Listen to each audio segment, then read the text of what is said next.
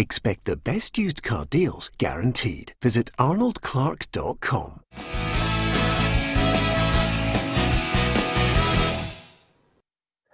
Welcome to Peter and Roughie's Football Show, sponsored by Arnold Clark. Delighted to have your company. I'm Peter Martin, Alan Ruff, Darren Jackson and Alison McConnell are all here with me, ready to react to some of your comments and, of course, talk about some of the burning issues in Scottish football today and looking ahead to the weekend, because let's not forget, we've got international football to look forward to Friday and Monday. Some people like it, some people don't. Some people just love club football. Which category do you fall into? Let's not forget, you can like, share and follow us on our Facebook. If you do that, we will really say a big thank you to you. And on YouTube, don't forget, it costs you absolutely nothing. All you have to do is hit the subscribe button and you are part of this ever-growing football family. So, enough of the PR. Ruffy's there, Ali's ready, she's wearing pink, and of course the milk tray man is with us as ever on a Tuesday. And we're all looking forward to talking about international football with Dykes, the main topic of conversation. We will discuss the second round draw for the Europa League and the third round draw, which involves Celtic, Aberdeen, Rangers and Motherwell. So all the clubs involved. How many do you think will be left by the end of it? And of course, for Celtic fans, we'll be discussing Shane Duffy. It looks as if that all will be confirmed within the next couple of hours. Celtic like to leave it right to the last minute on the day, but it looks as if he's going to be a Celtic player on a new loan deal. So, with that in mind, hi to Tony Holton, hi to Lindsay Storier, great to have you, Andy Wilson, as ever, and also Errol Campbell, Dougie Little, Jerry Fife is on there too. There are so many people. John Eyre, Jimmy Drummond, and Catherine Holton from Atlanta, no less. Catherine, great to have you on board with us. Ronnie Atkin, Paul Baird from Derry, and George Urquhart as well, who says he is from Perth in Scotland and he's a chef. Who are we to argue with you? Great to have you on board, all the guys across Facebook and YouTube. So, Dykes is the main man, and it looks as if, Stephen Reid, the assistant to Steve Clarke, says he reckons he is ready to go for Scotland. Delighted that he's in. He's a player that's been closely been monitored for a long period of time. Delighted that he's obviously made the decision and is with us. He's a confident character, trained with us this morning, and good to have him involved. It's obviously been a whirlwind few weeks for him with the speculation with the potential move and the move happening, a big move to London, which I'm sure will go well, but hopefully see a lot more of what we saw this morning in training. Good news. Are you excited by him, Dan? Yes, Peter. I've mentioned him a few times on this programme, and I do really like him. They're saying that he's come and he's seemed confident. He's gone down to QPR, he's scored a goal and 2 assists in his first game. He's taken to that. They'll be assessing him with the Scotland squad, how he is about the place. Does he look nervous? But according to Stephen Reid, he's come in. And anyone, it can either be show or confidence, Peter. Someone that's going to dye their hair like a rainbow. Boys that do that can just, it's just a wee bit show and I'm kind of big. But some boys can just pull it off and just say, oh, that's what I fancy. And that just breeds confidence and going into training. And I'm sure he'll have loved it. I'm sure he would have absolutely loved it, the international training, being amongst the players, being amongst the top players and that's in there. And I'm sure he'll have thrived on it. And I've no doubt he'll do a good job for us. Yeah. To be fair, though, Roughie, if I, in the early days, with my mates, had turned up with rainbow-coloured hair, I would have got leathered and told I was no longer hanging about with the guys. They'd just leave me before we all headed to the Cotton Club.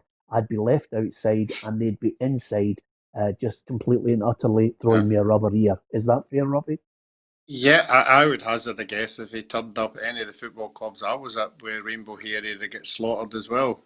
So he's a very brave guy, that in that kind of environment. I do hope he doesn't turn up on Friday night with blue hair or anything like that. I hope he just goes out and concentrates on his football. But Darren's right. He will love it mixing with the top Scottish players. And that'll be the judge, what he does in the training, and how he comes through any of the wee functions they do and things like that. But no, I think he'll be an asset. I really hope it does well for him. It's not the kind of player we've had for a wee while. Yeah, I mean, Craig Govan is not really too enamoured with him. He says, how can Dykes up front for Scotland excite anyone? Well, there's a lot of people. Brian Roberts, take a chance on him, throw him in there. Yeah, I mean, some people are excited by it. He gives us something different, Alison, and that's what we are hoping, that he gives us a different style, a different option in the way we go about getting that ball into the box. Listen, whatever colour his hair is, it doesn't matter. If he can go out and score a goal and look as though he can solve what is a problem position at the minute, then you'll be lauding him regardless of what colour his locks are. All Steve Clarke will be caring about is whether he can come in and slot in. And at the minute, he has the confidence to do it. He has the self-belief to do it. And sometimes I think that can be really important when you're making that step up into the international squad with colleagues and teammates that you don't know particularly well. You need to have that assurance, and he's certainly got that. You saw what he done with Livingston and the way that they played, and he could get them out a hole at times last term. So if he can pop up and score for Scotland at a time when there's just an utter dearth of any strikers available, then it's good news all round.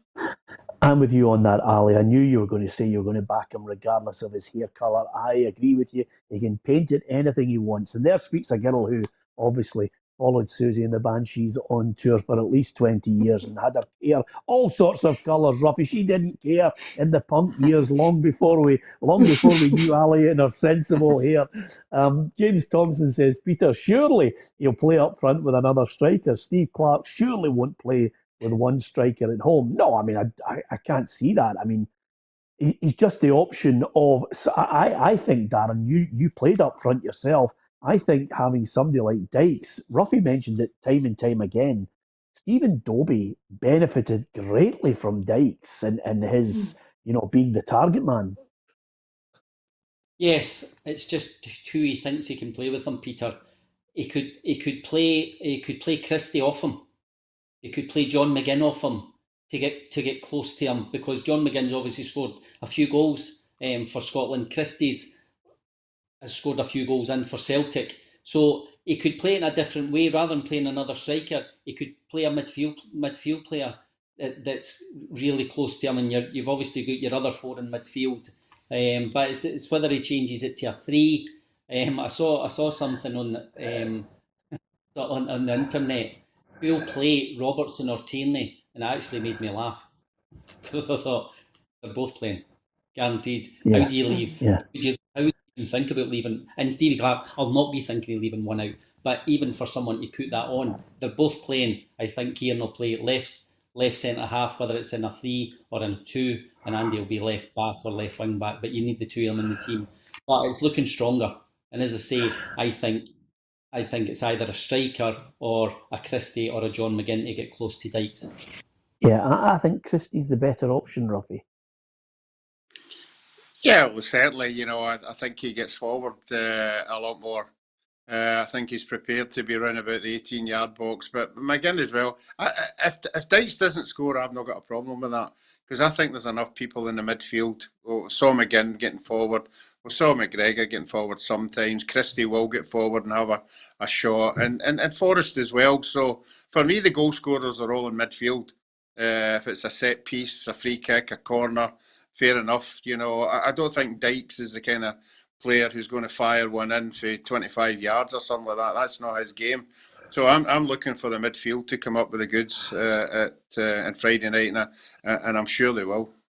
Yeah, and here's the man of the moment, Lyndon Dykes, basically saying he wants to be one of the greats. That's his ambition. I mean, my ambition is always to be the best I can be. I want to play at the top level. Even club, I want to play in the Premier League, and international. I want to be the best I can be for international, and I want to be known as one of the greats.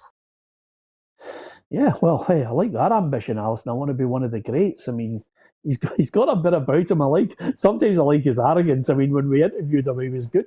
He was good copy. Once he gets a bit of self-belief, he'll be grand. Yeah, he's got a wee bit to go. Yeah, I think just come into the squad. Let's see how he looks when he's in there and then about it, and then we can take it from there. But I think you have to welcome that wee bit of arrogance. I think sometimes you need it, and I think it can go a long way. But ultimately, you have to back it up. He has to now produce something too. Yeah.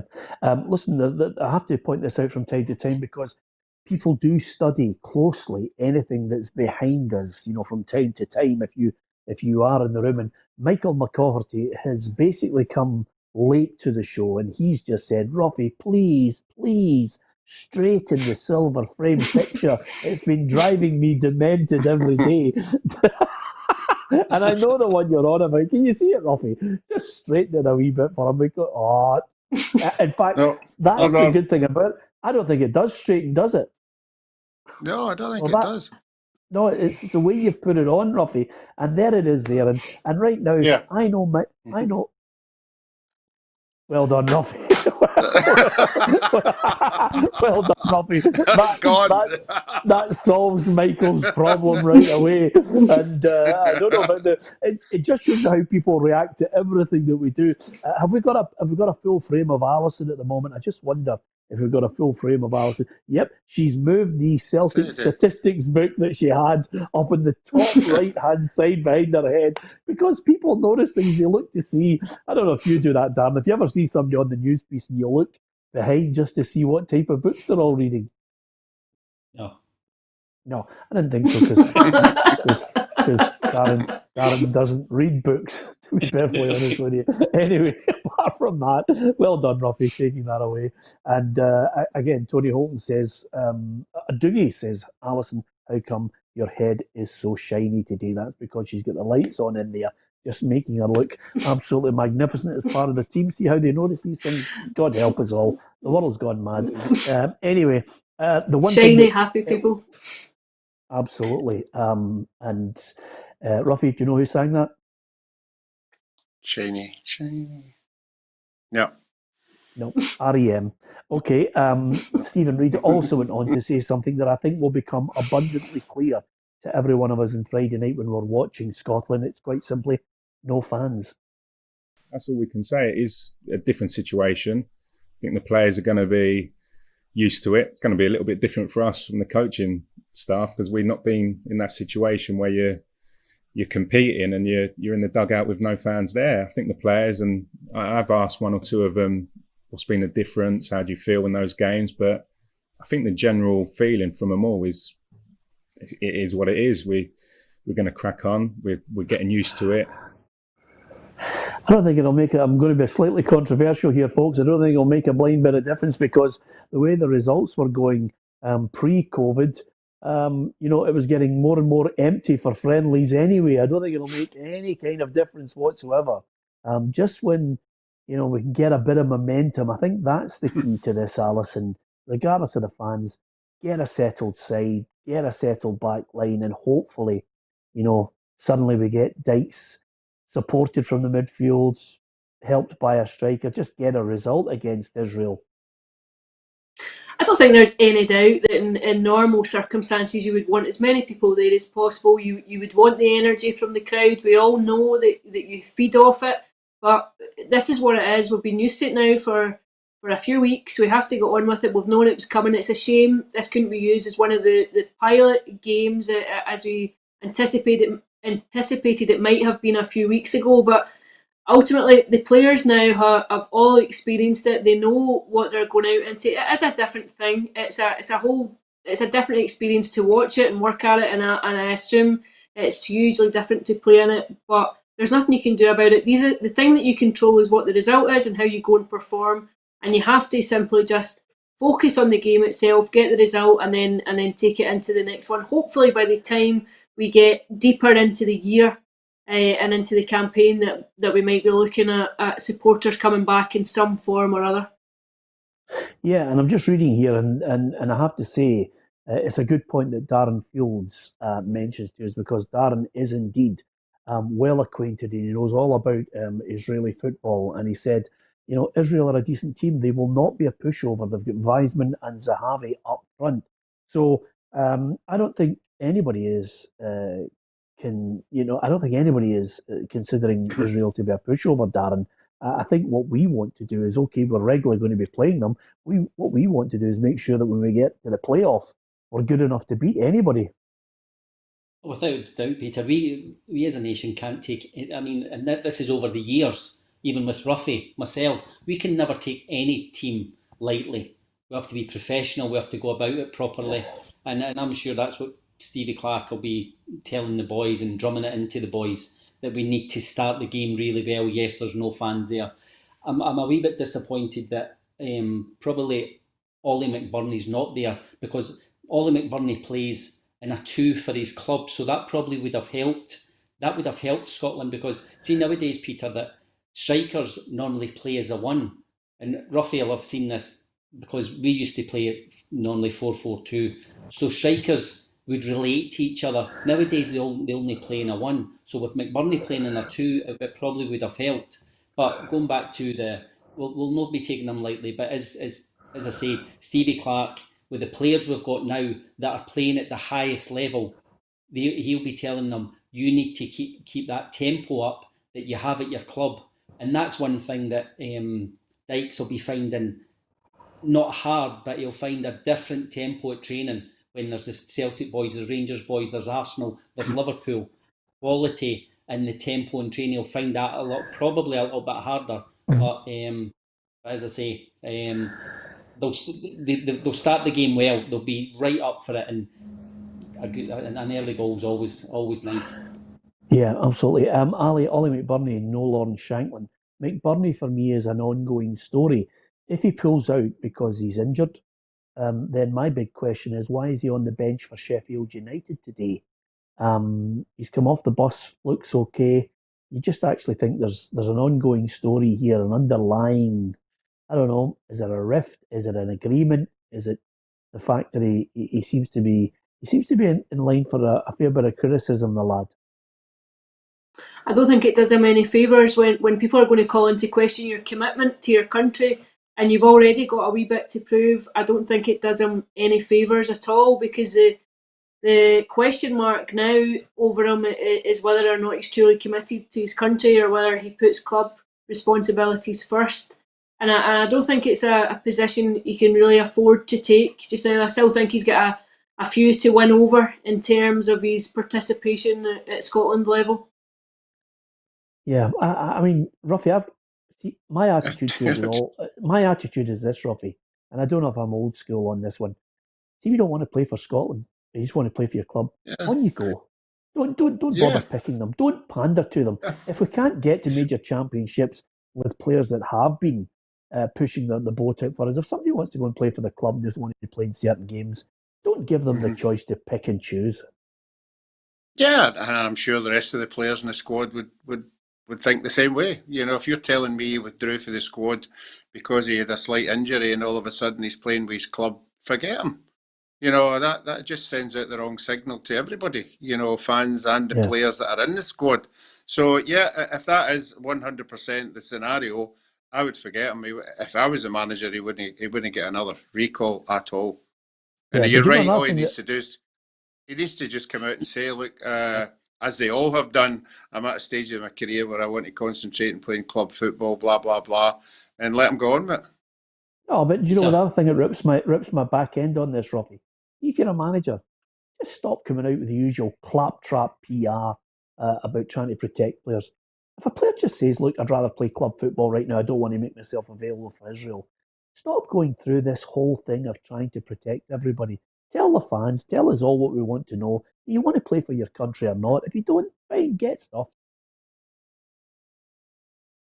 Can't argue with that at all. I actually thought he pulled out injured. You've shocked me by actually saying that, and I think you're right. And I'm not saying Stevie Clarke has to come out and what is the situation? Have they had a conversation? But why would they have a conversation to say that he can play for Sheffield United and he'll not play for Scotland? I don't get it, Peter. I didn't get my international cap, my first one, until I was 28. I don't get anybody Scotland, Craig Brown retired me because I was finished. But I don't get anybody no want to play for their country. Doesn't matter what level you're playing at. You want to play for your country. You want to go and try and go to a championship. As I said last week, when you look at the Fletchers and you look at the Barry Fergusons and you look at the Scott Browns, would give their right arm to go to a championship with their country. And it just amazes me that boys can do that now. Well, unless somebody's told me different, unless something comes out, Ali, I cannot recall a situation where somebody said in that Scotland camp, by the way, he's just going to stay with this club. Unless you're about to tell me different. No, not that I'm aware either. And I think it's very difficult to perceive it as anything other than a snub. Or putting your club before international commitments. And you're right, it just raises huge question marks over his future with Scotland. Yeah, it's a crazy one. Anyway, listen, if I'm wrong and there's something agreed that it's come out, I will apologise. But if you're not there available, and he is the type of player that I thought would be able to play off Lyndon Dykes, then I don't know. Does he want to play for Scotland? Maybe somebody should tell us. But nevertheless, that's just been confirmed in a game against Derby that he's on the bench and he came off the bus and he looked fine. So all bets are off. We'll wait and see. Incidentally, we're always looking for scorers, and Dykes says he wants to be a great. I wonder, guys, any chance, Roughie, you take a stab at who the top 5 goal scorers for Scotland are of all time? Well, hold on. I've just frozen, I think. Yeah, no, you were there, Roughie. Oh, he's trying to get himself back. But Darren, have you thought about it? Oh, he's frozen as well. That's him deep in thought there. There's his Aristotle. Look, Alison. Well, I think we all know the first 2. Dennis Sloan, Kenny Dalglish, are they tied, I think? Yep, 30 goals. And then the others are mightily difficult, to be honest with you. I think Alan McCoy is Alan McCoy in the top 5? I would say McCoy. Well done. Yep. McCoy, obviously, Dalglish, Law. Yep. The other 2. Any idea on that? Paddy. I wonder, Roughie, just before we show you the graphic, Roughie, if you... Hughie Gallagher, is he 3rd? Oh, Alison, honestly, you are on an absolutely fantastic run. Hughie Gallagher is in the top 5. Roughie, can you name the final bit of the jigsaw? Well, I froze there, so I missed the first bit. Dalglish, Law, McCoy. McCoy was McFadden, I know. No, Hughie Gallagher. Alice has just come in with Hughie Gallagher, which is magnificent. Boris Johnson. No, it'll be an old school. One of the old school guys. I quite like Martin. No, it would have been a good shout, Roughie. I quite like Martin George Miller. He's had a guess at it. He says Henrik McLarsson. No. Is it Riley? Yeah. Well, Gary Adams says Google is Alison's best friend, and I think that you're being completely unfair to her there, because you pulled Hughie Gallagher out of the top drawer. Here's the list, and Alison just shouted, "Is it Riley?" Yeah. Yes, it is. It's Laurie Riley. Alison, well done to you, because that is a good 5, and you named 4 of them. So well done to you there, and it just shows you it's quite a long time between Hughie Gallagher, Laurie Riley, Roughie, and the other 3, which we all know. But it's an interesting. It just shows you. We've had some good strikers over the years. Yeah, I would hazard a guess as well, Peter, that we play more games now than what we did during Gallagher's time and Riley's time. I would say they'd maybe play 5 internationals a year, 4 or 5, the home internationals, and then obviously if there's any qualifying. So I think the guys later on have probably played double the games that they've played in a season. Yeah, well, Dalglish played 102 games for Scotland, scoring the 30 goals along the way.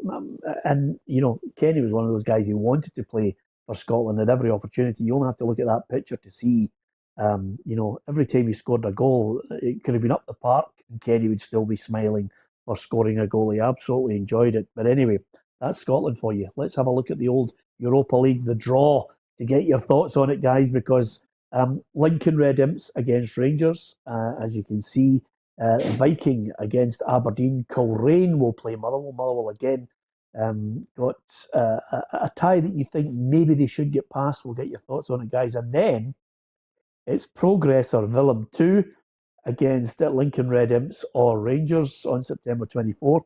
Sporting Lisbon awaiting the winner of Aberdeen Viking FC. And then it's KF Lazio or Hapoel Beersheva against the winner of Coleraine or Motherwell. And then Riga or Tre Fiori against Celtic. So what's your take on that, first of all, Darren? Well, because it's the start of the season, as Celtic have already seen, Peter, it's hard. But out of that, I would say Aberdeen's got the hardest draw. I think the way Rangers have played in Europe, I think they've done very, very well. I see them being okay. I see Celtic being okay. I think Motherwell will be fine in their first game. Rob will obviously go home, back to Northern Ireland for Coleraine. It'll be a good one for him. But Viking will be hard. And then the next one's Sporting's really hard for Aberdeen. So I see Aberdeen with two really hard draws there. Yeah, I have to say, okay, listen, we're all about opinions. I think Aberdeen are going to follow a familiar path here, Roughie. And I know I'm going to upset Don's fans, but I think they could be. I think they could be the first team to fall. And the second leg, the second round against Sporting, I would agree with that. It'd have to be a huge effort.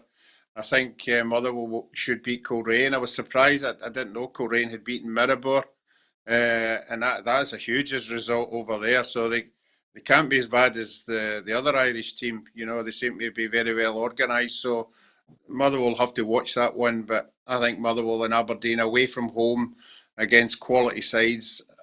I'd be really surprised if any of the two win their games. Alison, can you give us a modicum of optimism? No, I'm sorry. I can't see either of the two of them progressing. I can't see Aberdeen or Motherwell. I hope I'm wrong. I think for the sake of Scottish football and for the sake of the coefficient, you would love to see 4 teams in the tournament and in the group stages of it, because it would give us such a shot in the arm in terms of the coefficient. But realistically speaking, I agree. I think Aberdeen's looks particularly daunting. I think if you were to get through that and go into the Europa League group stages, it would be like winning a trophy in itself, I think. For Motherwell, I think you would look at Coleraine and feel as though there's a potential to advance into the playoff stages, but I don't think this will be the season where Motherwell create a bit of history and go into the group stages for the first time. Yeah, well, to be fair, I mean, listen, I would absolutely love to see Motherwell and Aberdeen in the group stages. It would be absolutely fantastic. And I'm not for a minute suggesting that, Rangers or Celtic is just plain sailing all the way through. We just hope that they can get there as well. Kenny Whitson says Oran Kearney is the manager of Coleraine. That's not going to be easy. And again, Kenny, I don't think any of us can look at any Scottish side and think, take things for granted. Martin Miller says Dons did give Munich a great game, so if they play out of their skins, they may get by. Ian Noble says, don't write the Dons off yet. We are looking stronger. If Rangers can beat Benfica, we can beat a struggling Sporting. Ian, I hope you're right. I really do, because nothing would please me more than to see. Listen, 3 would be great, Roughie. You just want to see some team out with Celtic and Rangers to give us that wee added bonus of European nights elsewhere where fans can get us, because that's what happens with the Tartan Army. That's lots of fans who make Scotland their chance to go and venture across Europe and the world, because they know their clubs are never getting there. Yeah, that's right. And if we listen to Tam, with the Motherwell fans, a great delight. And when Motherwell were travelling away from home and all the supporters would go.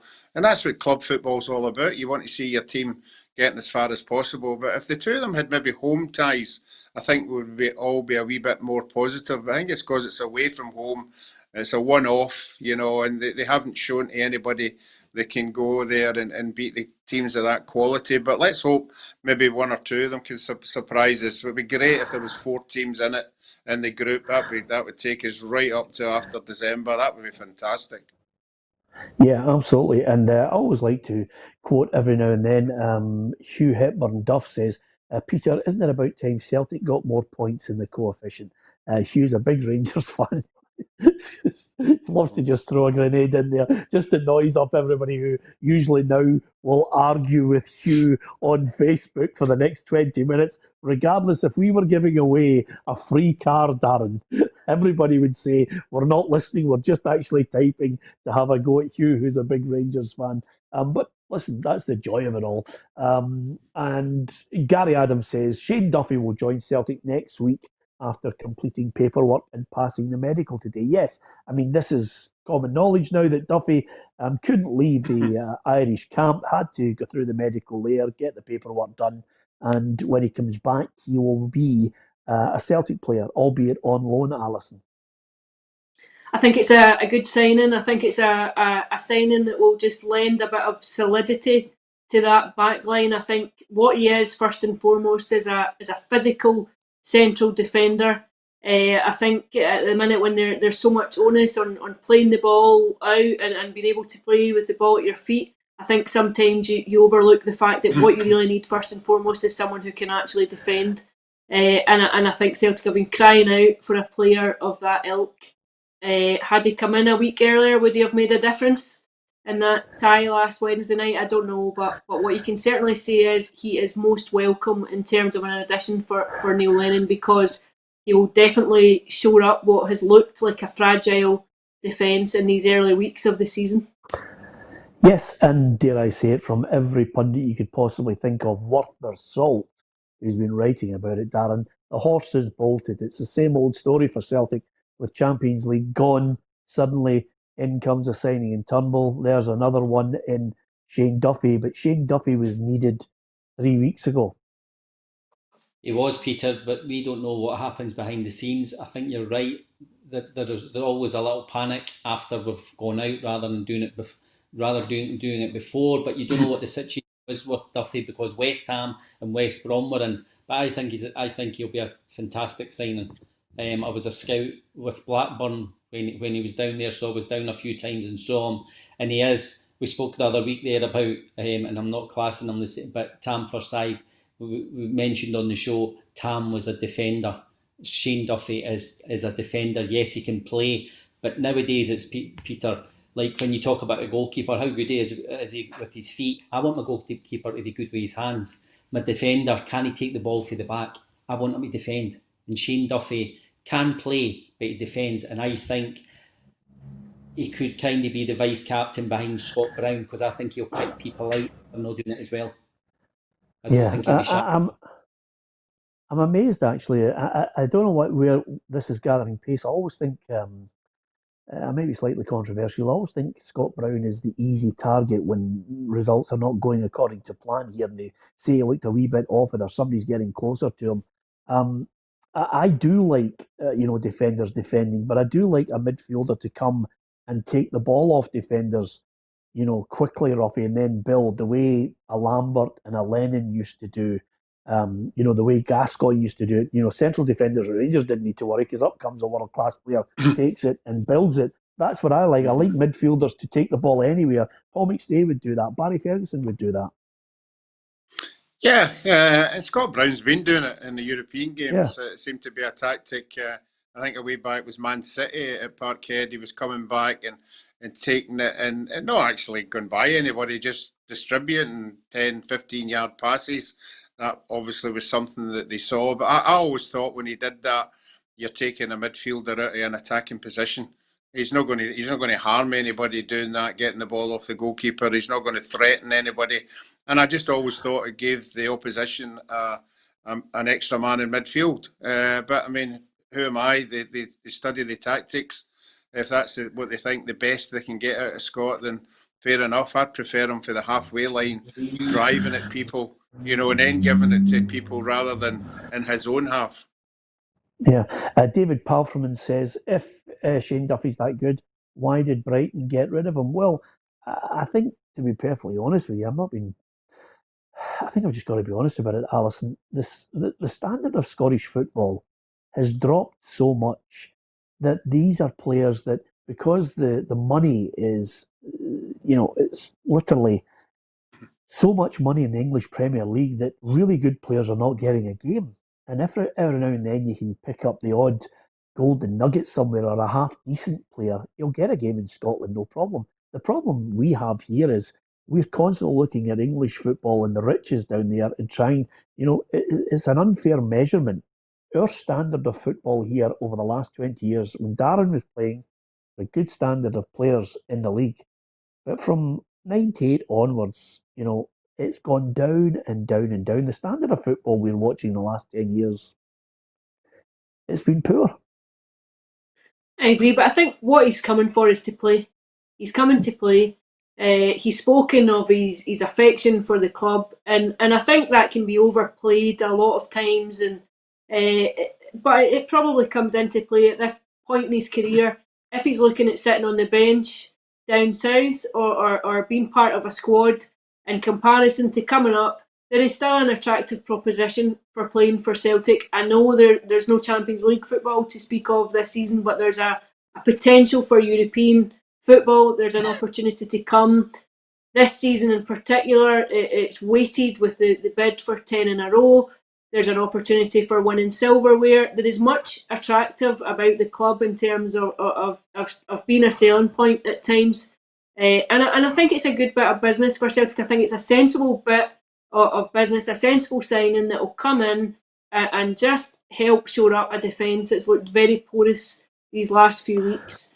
And you just have to, sometimes you have to accept that, if he was going to be our first team pick down south, would he be at Celtic or Rangers or any other Scottish club? Probably not. That's the reality of it. Yeah, there you are, Roughie. We never thought we'd have Porus on the show, Roughie. You thought he was a left centre back for Israel, didn't you? Porus, yeah. Yes. I thought it was Hungarian for a minute, but now you've cleared that up. The leaky defence. It's as simple as that, Roughie. Yeah. Peter, Brighton have 7 centre halves. Yeah. They have 7 centre backs. Now the boy Dunk is the main man. He's just signed a new 5-year deal. They were talking about Chelsea. The other one, they've got the young kid that's just come back for Leeds, Ben White, who Leeds have bid 30 million for him, and they've turned it down because they're saying there's no way he's going. So Shane Duffy, it's not to say Shane Duffy's not good. There's just better players that they think is in the position just now, and he probably doesn't want to hang about and just be it. But he wants to play, and I think it'll be a dream for him coming up to play for Celtic. Yeah, I'd agree with that as well. The other thing about it, I mean, Brighton's playing in a very good league, but they're not in the same class as Celtic. If he walks into Parkhead and there's 50,000 there on a night, that's worth it. That's worth, not playing down in Brighton and coming up here and playing in front of that environment. And as you said, playing in cups and European. So that ticks all the boxes for me. Yeah, listen, I've got no qualms with guys who can't get a game for English Premier League sides coming up here, as long as it enhances the quality of the league, as long as we see a better standard, as long as we see teams qualifying. You only have to look at, let's be blunt about it. Ryan Kent wasn't even Liverpool reserves, but he had potential. Steven Gerrard remembered him from the under-20s. Bang, gets him up here. And this season, he looks as if he could be the real deal, Ali.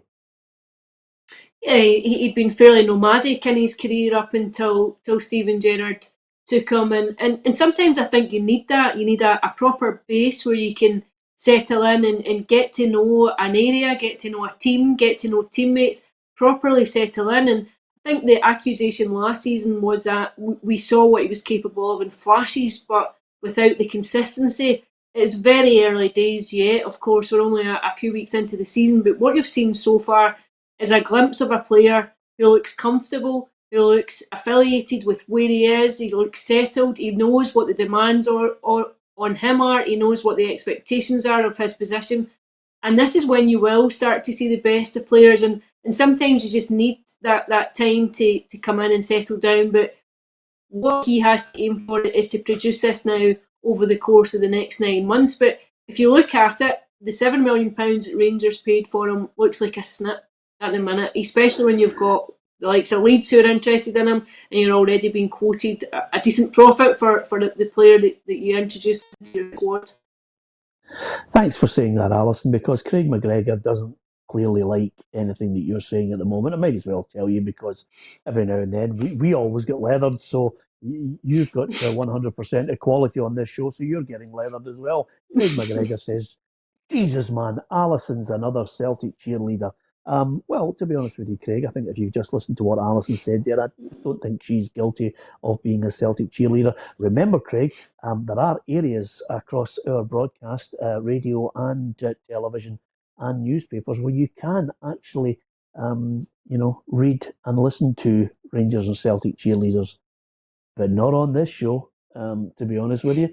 But thanks for your point, Craig. Alison can take it on the chin, to be perfectly honest with you. Just going back to the Ollie McBurney thing here, Stephen Reid said yesterday, I was just looking through the quotes, trying to get as much info on this. He said, Ollie McBurney's got an issue with his foot, which is obviously not quite healed enough to meet up with us.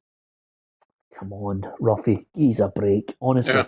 I mean, if you see Scotland players of old, if they had an injury, you still had to turn up. You still had to get checked by the Scotland doctor. That's a nonsense. Yeah, it is. That was a rule that was brought in. You had to report and you had to let the Scotland doctor assess you. And if he assessed you and he decided, off you go. But I mean, I'm sure if they find out where he is this afternoon, that would be a huge disappointment, particularly putting that statement out. He'll feel as if he's been cheated out of a player. I mean, it would be interesting to see what his view is on it, as you say. But let's come out. If he's playing, let's come out and say that that's it. They don't need to find out where he is. They know. They know. Yeah. This is the thing about it. That makes it even worse. Roughie, don't fall for it, by the way. They know. This is all this whole, I don't want to play. We can't let everybody know that, because you'll get absolutely battered from the press on this. Or, all right, okay, well, you don't need to come up. Just you play for Sheffield United against Derby. They know. This is how it works, Roughie. It's just a nonsense. You can't come up and play for Scotland. And by the way, we might need Ollie McBurney. And this is a perfect chance over the next few games to get to a situation where we are going to be in a critical situation of trying to qualify, Darren, for a major championships. It's been that long. I know lots of kids growing up who just think Scotland are just a wee diddy team that never qualify for anything. It wasn't like that in our days when the Roughie was the main man. Of course, Peter. Yeah, I just can't get my head around this one. There has to be an explanation. We're going to dive in and have our say, and I'm going to apologise. I would apologise if I'm wrong. I can't work it out that they've said he's got a foot injury and he's playing for Sheffield United today. So he's on the bench. Well, Peter, that doesn't matter. I mean, you've said he's come to the bus. He looks fine. He's obviously fine because he's on the bench. I mean, if you're injured, you're not even at the game because of the COVID. No one who's not fit will not be going to the games. So I think through this, I would imagine Stevie Clarke's going to have a few questions tomorrow, and he'll have to explain the situation of Ollie McBurney, whether he's been given permission, whether he's not been given permission, or whether he just feels he wants to get himself fit for Sheffield United because it's going to be another big season for them. But it's another big season for Scotland, and we're just desperate, Peter. I've said it before. I want to take my son. I want to go away and to a World Cup or European Championships with my son. I'm desperate to go as a fan. So we need our good. Yeah, the other thing about it as well is Stevie Clarke will not want a headline to take away from what we're trying to do on Friday night. He won't want that front page or back page or whatever, because somebody is going to ask the question. I don't know if it'll be you or Alison, but somebody will ask it, and then it's a headline, and it's a distraction to the whole squad. So that's what will make Stevie Clarke more upset than anything else. Yeah, Gary Adam has just said he's in Ohio in the US of A. He says, I was a wee kid the last time Scotland qualified for anything, Peter. I mean, that's the strange thing about it. I mean, I absolutely loved following Scotland anywhere, just to championships, to major championships as well. Made a point of getting tickets. Loved the fact that we could all go out there and say we and come on. And Darren was obviously part of a great Scotland side as well. To open a game against Brazil in France in '98 is just never to be forgotten. And of course, as you've heard on countless occasions, Darren, so proud to play for Scotland. He would have walked over broken glass to play for them anywhere. And am I right in thinking, Darren, if he had said to you, Craig Brown, look, you're right back today, you would have played it? Of course, I would have played right back for Newcastle at Anfield. So, yeah, I would have. Yeah. I would have, of course I would have. You were just desperate. As I said, I got late in my career, Peter. I was 28 when I got it, but I was just desperate. I never represented Scotland at any level. And of course you're desperate to play for your country. But going back to, for the fans and all that, my family went over to the first game, but my brother-in-law went over to the second game against Norway. And the time he had was just incredible. So we're just desperate to get that back again. And I think we've got a squad. I do think we've got a squad here. Ruffy's got a gag, Darren. Ruffy's got a gag. He's trying to get in. Give us a gag, Ruffy. That's cleared that up. I always knew you were a right back. Yeah. Wait, Roughie, wait there. We won 2-1 at Anfield.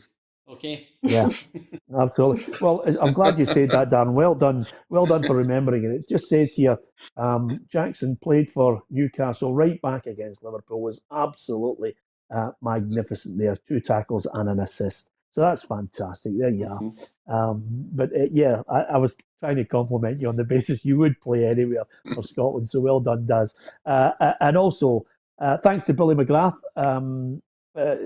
Lots of great comments coming in on YouTube as well. Thanks to lots of people who mentioned about Scotland and their memories, and we really do like lots of the people who join us talking about their side and, of course, international football right across the board on YouTube too. I'll try and give as many of you a mention as I possibly can.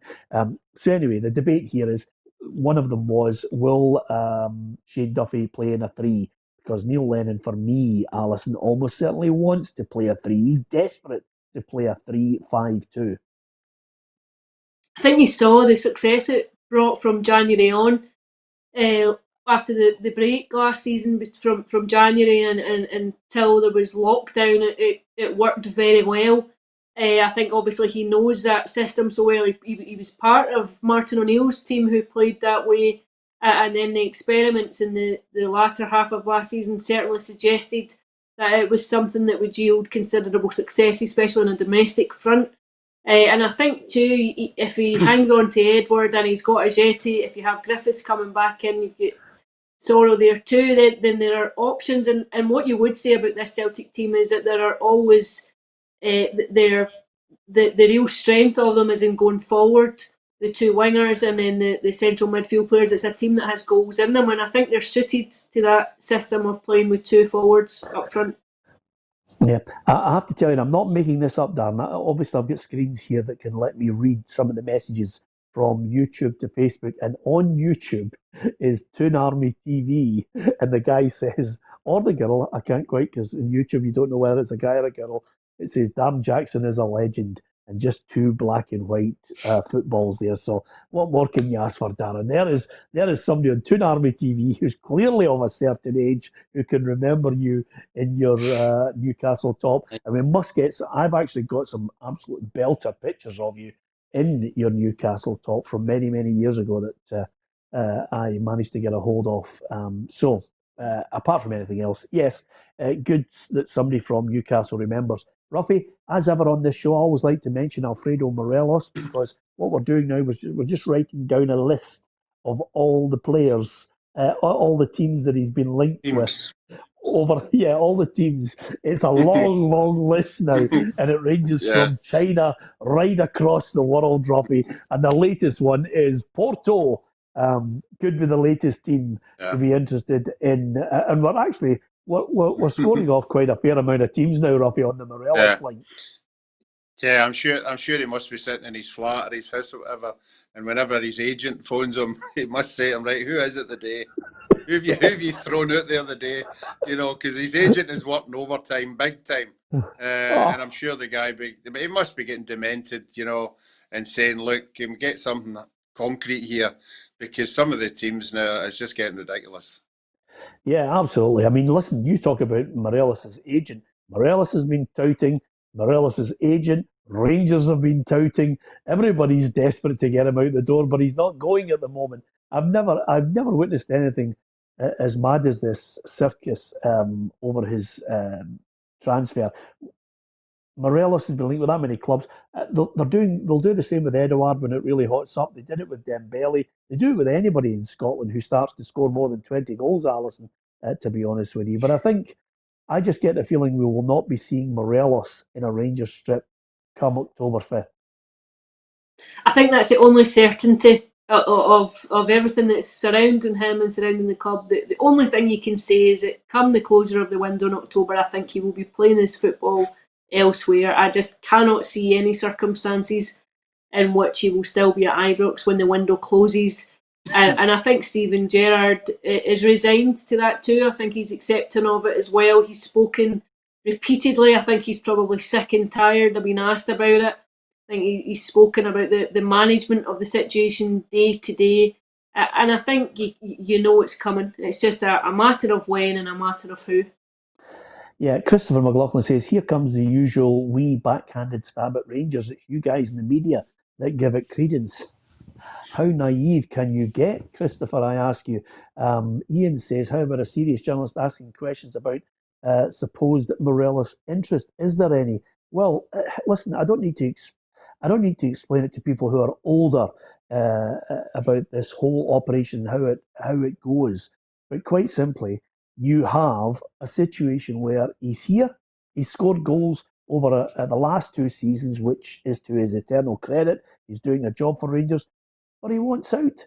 The player tells his agent. The agent goes and scurries around and tries to get them. Rangers obviously want to make money on him as well. And over and above that, you have in this little melting pot a story which is not made up by the media, where he gets sent off on a regular basis, so he gets weathered and criticised by people, not made up by the media.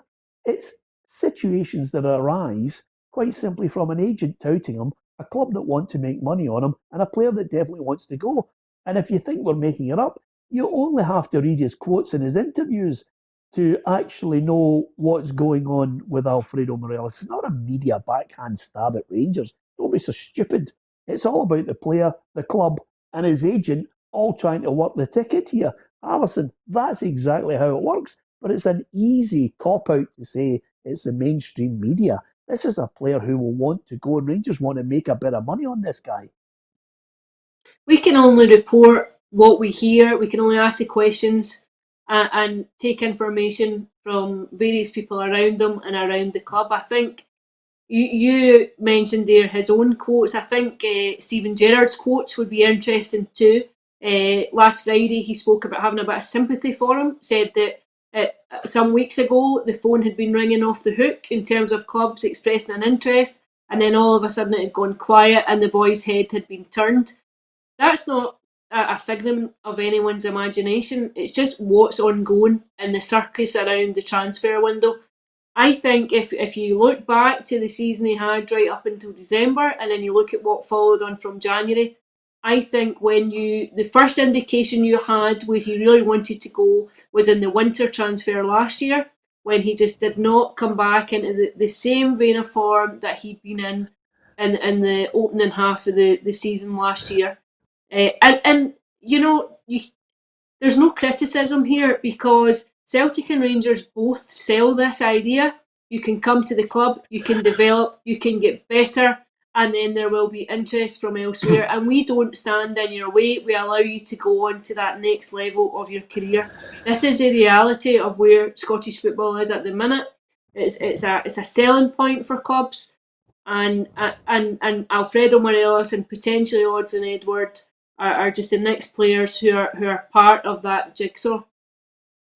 Yeah, and Watty Ross clearly doesn't have a good memory, Roughie, because he says, do you speak Colombian, Peter? Now, if he had any sort of memory, Roughie will know that I was the first one to translate Alfredo Morelos. Fluent Spanish at the PFA Awards, Roughie. I was able to relate to everybody what Alfredo was saying. Yeah, I think he was shocked as well when you started having a conversation with him. So, but I mean, and Alison's right. You just have to listen to the Rangers manager's comments in this whole scenario, and he's told exactly everybody where we are in this one. And if you promise a modern day player that, we'll get you a move, and if the best deal comes in, we'll look at it, and the player will have his own ideas. We saw what happened with Dembele as well. He had been promised that he could get a move, and he threw the dummy out the pram, and it wasn't going the way he wanted it to. And that's just the modern day footballer now. They want to move on to better things. Yeah, and Alex Kelly, who's a big Rangers fan, who obviously sometimes, and it's only periodically, I would say, sometimes Alex loses a sense of perspective, doesn't read, or doesn't want to read, or doesn't want to listen. Alex says, where's your agenda against Griffiths, Pedro, letting down his club and country by being unprofessional? No condemnation from the media. So disgusting the way the media has treated Morelos. Yet Griffiths escapes the constant criticism. Well, Alec, your head is in the clouds. Because if you had listened to or read the column that we put out on PLZ Soccer from myself over the last week, Griffiths indeed has been criticised.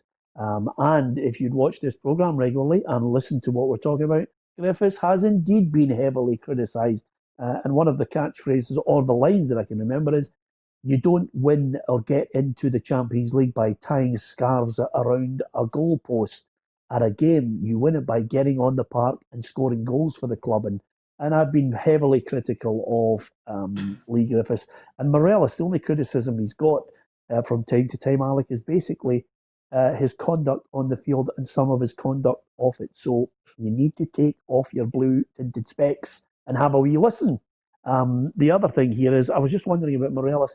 I was asking the question today, guys. Darren, can you give me your top 5 players in Scotland at the moment? Top 5 players in Scotland. God almighty, Edouard. Callum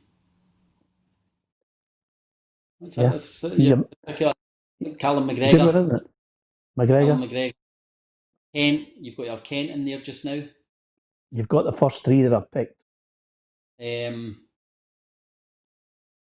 I've picked Edouard, McGregor, Kent, and the other 2 I've picked, Barisic and Christie. Yeah, Barisic. Yeah. That's my list. And who? Is that your list, Alison? Mm-hmm. Barisic and that would Christie. be my list. Yes. Yeah. And who else? Christie. Christie. Well, you're not going to. I would think there's maybe another couple in there, but yeah, I think that's a good 5.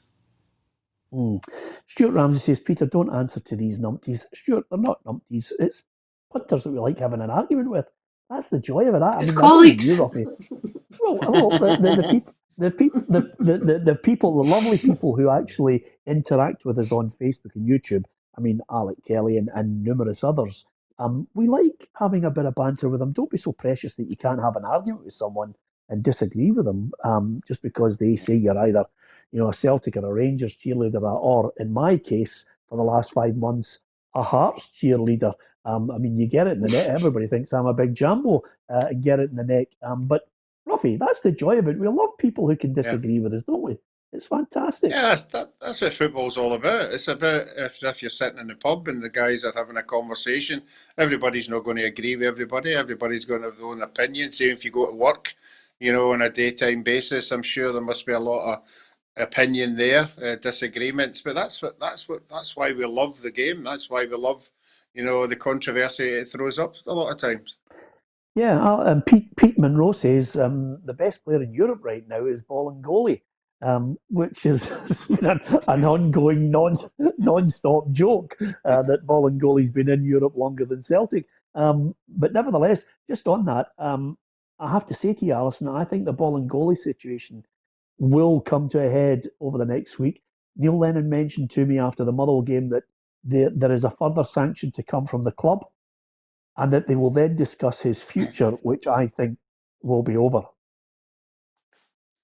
Yeah, I don't think you'll see him again in a Celtic shirt. I'd be amazed if there was a way back from him after this. I'd be astounded. Yeah, absolutely.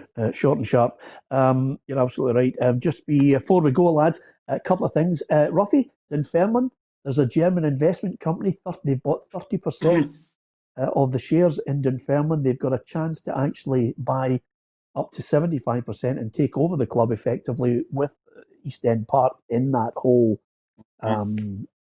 club deal. It's an interesting one, this one.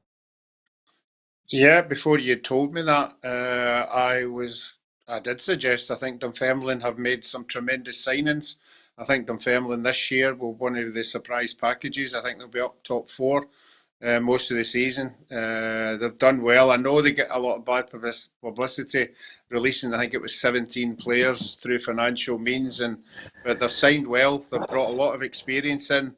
But this is the way things are going. When clubs are in financial difficulty, any avenue at all that can reduce the deficit, and they have to look at everything on the table, and it's just whether you take it or not. Yeah, just quickly, Hugh Duff says, Peter, can you ask Roughie how long he was at Glenafton? How long were you there, Roughie? I was there about 5 years. 5 years. And did you leave after you'd won the Junior Cup? No, the year after that. We got to three Junior Cup finals in a row, and we won one of them. Yeah, and so you left a year after you'd won the cup? Yeah. Did you leave or did you get bumped? Yeah. No, I left because my work commitments stopped me from travelling to Newcombe. Yeah, okay, right. I thought I'd ask the question, Ali. I know it was going through your head anyway.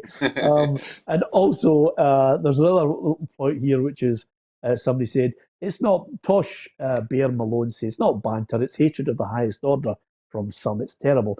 Tosh, believe me, 99% of the people we have on here are wonderful people. They love their football. We always mention it. Thanks to so many people. There are people who just are a little bit abusive, but we try and avoid talking to them or talking about them or giving them any credence whatsoever. Last, before we go, best 5 players in the world, because I'm wondering where Messi's going. Barcelona and La Liga are determined they're going to have to play a buyout clause for him. Messi and his dad are speaking to Barcelona this Thursday, determined to actually get out. I'd love him to go to the Premier League, but I put together my top 5. Ali, are you okay? Do you have to go to quarantine? I'm just wondering, Ali. I'm worried about you. You've coughed twice in this programme. Usually Roughie. Roughie, give it a just a tickly throat. Just a tickly throat. Mask. So, Roughie, can we see your masks, by the way? Let me see your masks. This is my mask for the beginning of the season. Obviously, when I go to the games, if you can see them. Oh, that's the new Partick Thistle one. And this is it is Partick Thistle, but I suppose if I get a chance to go and see Germany, I'll go and see Germany. Yeah, it looks Belgian to me. Yeah. That's what I was thinking. It does look like Belgium. You could get your head kicked in if you get that in Germany. But nevertheless, we get your point, Roughie. 2 good ones nonetheless. Best 5 players in the world right now. I've written down a list here of my best 5 right now, with obviously Messi at the top of it. Now, you guys, do you want me to read it out, or do you want to give your best 5? No, let's hear yours first. All right, best 5 I've got. Messi, Ronaldo, De Bruyne, Lewandowski, and Van Dijk. Oh, Van Dijk. So I've got no Neymar, no Mbappe. No Mbappe. Neymar. Pure touch. No Neymar. Not Neymar. He's my least favourite. He's not even my top 100 European players. I'm not a fan of Neymar. Don't like Neymar. I think I'd have Mbappe on it. I'd have would you? Mbappe on. Yeah. Mm-hmm. Yeah. I'd Place have of De Van Bruyne. Dijk. Yeah. By the way, it's unfair. I don't know. Van Dijk's probably maybe the for best defender in the world. Yeah, maybe for me, I'm looking at forwards, but Van Dijk's the best defender he's in the world. Yes. Yeah. Funny actually. Hugh Scott says Messi, Ronaldo, Mbappe, Neymar, De Bruyne. All about opinions, isn't it? Lewandowski's got to be in there. He would have got Ballon d'Or, Peter, when he looked. He finished top goal scorer in every competition he played in. And he won absolutely. everything. And I'm going to leave the last word on it from Stuart Ramsey, who says, Neymar, a greeting-faced Wayne. Now, you can't get any more Scottish. You can't get any more Scottish than that for noising somebody up. No, you can. Absolutely. But those are the people we've just mentioned that we don't mention, Darren. So we're not going to read those out. Anyway, I just thought I'd throw out the 5 there because we always like to talk about Messi in the show. Listen, like, share, and follow us. Next Monday, Roughie, is huge for us. We've got competitions coming up next Monday because there's something special happening next Monday that we're going to reveal. And then next Saturday and Sunday, Roughie, Ali is going to get her glad rags on. Darren's going to get his glad rags on. You're getting yours on. And we're going to be out and about in Glasgow and Edinburgh to talk about something that's happening. Obviously, we're launching next Monday. It's going to be great, Roughie. You don't need to get togged up in a suit. It's just whatever you feel comfortable in, Roughie, with, of course, your Belgian mask. Yeah. Like, what? Germany mask. It's Germany mask. Germania. Yeah, Germania. It's Belgium. Anyway, and Ali, you'll be able to get the gear that you feel comfortable, that you used to obviously wear when you were at the Evening Times and the Herald, because nobody could see you then. You didn't need to get dolled up. You could wear your jeans and your rugby top. Is that fair? Indeed. Yeah. Indeed, yeah. I love the way she just clams up and says, "So whatever you do, don't want to talk about the early days." Anyway, and Darren's wondering what the hell we're all talking about because he doesn't know that he's going to be out and about next Saturday and Sunday. But fingers crossed we can get him out of his house and out to give you a chance to win lots of prizes. In the next couple of weeks, we're going to be giving away lots of prizes, and you can get your hands on them by simply joining in with us and joining the football family. Like, share, and follow on our Facebook if you can. Hit the subscribe button on the YouTube and join us. Thank you to the thousands and thousands of people who are basically joining us on the show. They support all the teams across the Premier League, the Championship, League One and League Two, and of course Scotland and every other nation, as Roughie has displayed today to his Belgian friends. Thanks to Darren Jackson, to Alison McConnell, to Alan Ruffin, from myself, Peter Martin. Thank you for watching.